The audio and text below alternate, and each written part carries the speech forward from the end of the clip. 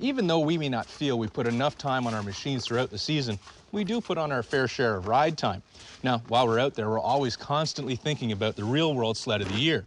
Now, this is an award we give out at the end of the season, and the reason why we do it at the end of the season is because we believe it takes a full year to fully understand and evaluate these machines in the reality of the real world.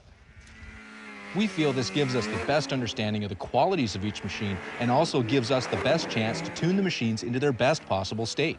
This includes suspension setups, clutching tweaks, and also the addition of traction products. Now, before you get upset and send in a nasty email about evaluating a modified snowmobile, we believe that the addition of studs and runners really add to the safety factor of machines, especially when you're on icy trails. Now, we also believe that the addition of studs and runners can improve the consistency of the performance of the machines on all types of varied trail conditions, especially for the way that we ride.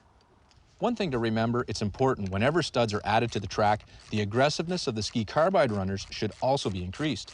Now, even if you don't run studs in the track, your sled may still benefit from a slightly more aggressive or even a different shaped runner. For those of you just getting into snowmobiling, the carbide is an actual piece of super hard material that's been embedded into the steel runner that gets bolted to the bottom of your ski. Now, this determines pretty much how aggressive the ski is and how much bite there is when you come onto icy surfaces.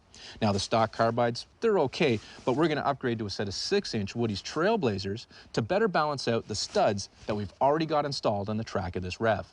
Determining how aggressive you should go is really up to how and where you ride. If you're in the powder all day long, more carbide isn't going to do you much good. But if you ride on hard, icy trails, carbide is your friend. For the way that I ride, I usually find a 6-inch carbide will do. Now, the more aggressive you get, the more the ski will dig in, and this translates into a heavier steering feel or possibly a little bit of nervousness or twitchiness in the corners, both of which can be fatiguing on a long day's ride. There's also the choice of twin bar type runners like these Woody's Dualies. These can be a real benefit on sleds that have a tendency to dart around. The twin design on the runners cut new grooves into the trail instead of darting around ones left by the guy in front of you. Basically, it's a personal choice as to the type and size of runner that works for you and your sled. If you're still not sure, ask a tech support line or somebody else riding a sled just like yours. I guarantee they'll have something to say on the matter. Whatever way you go, remember these things wear out, so check them often, especially when you're in less than ideal snow conditions. Plus, if you're wearing them off, it means you've been out riding, which is what I'm going to do right now.